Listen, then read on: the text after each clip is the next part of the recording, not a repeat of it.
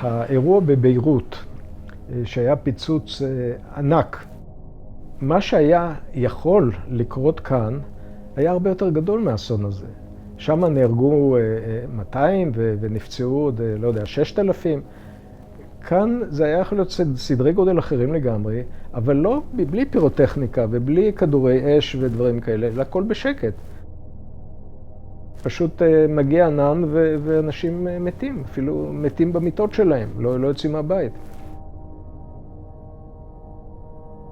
וכתבנו את הדוח. הייתה ועדה של אנשים מאוד מאוד רציניים.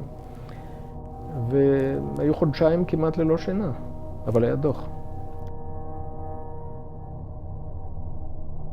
אבל הדוח זה לא היה סוף פסוק, כלומר הדוח זה רק התחלת המאבק. זה הנשק שבאמצעותו יצאנו למאבק, אבל המאבק היה עקוב מדם.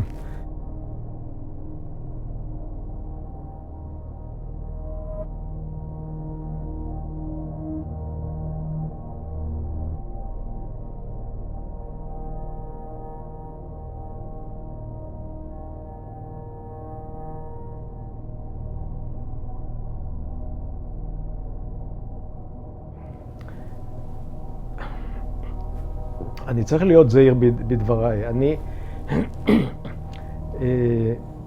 התמיכה האובססיבית של ממשלת ישראל ושל העומד בראשה בחיפה כימיקלים ובפעילות האמוניה, זה התחיל לעורר חשדות.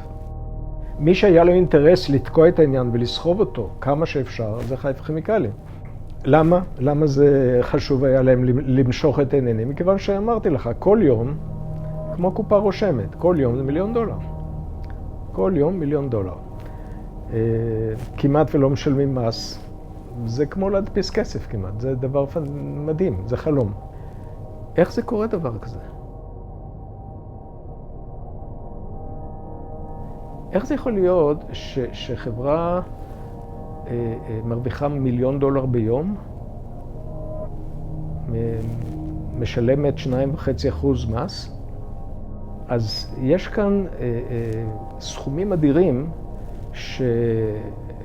שנוצרים, או שקשה להסביר איך נוצרים רווחים בסדר גודל כזה. במידה רבה, מפעל כזה לא יכול היה לעבוד כפי שהוא עבד במדינה מסודרת. אנחנו לצורך העניין מדינת עולם שלישי, שבאות חברות חיצוניות ויכולות להרוויח מכך שהן מסכנות את האוכלוסייה ולא משלמים על כך, ואין חבויות ביטוח. והיום כל מי שקונה דירה או רכב צריך להראות שהוא עשה ביטוח צד ג' כי הוא לא יקבל משכנתה. אבל יש כאן מפעל שמסכן 1,000,000 אנשים ואין לו חבות ביטוח בכלל. אם יקרה להם משהו, הוא לא חייב שום דבר. חברה לא צריכה, אין עליה חבויות ביטוח, היא לא צריכה לדאוג לכל מיני דברים בטיחותיים, אז זה מתבטא ברווחים. אתה לא יכול לעשות פעילות מסוכנת, רווחית כל כך, בלי שיהיו לך חברים במקומות הנכונים. וכשראינו איך כל ממשלת ישראל מתגייסת, וזורקת את כל הדברים האחרים הדחופים, ועוסקים רק בזה כל הזמן, משרדי ממשלה, כמעט 8 משרדי ממשלה, כולם מתגייסים לעניין הזה, ומי שמוביל את זה זה ראש הממשלה. אני פשוט מסתכל על התמונה הכללית, ואני אומר, פעילות כזאת לא יכולה להתרחש, בלי שיש שם בעלי עניין מאוד מאוד נלהבים לעזור לחיפה כימיקלים לעשות את הפעילות הזאת.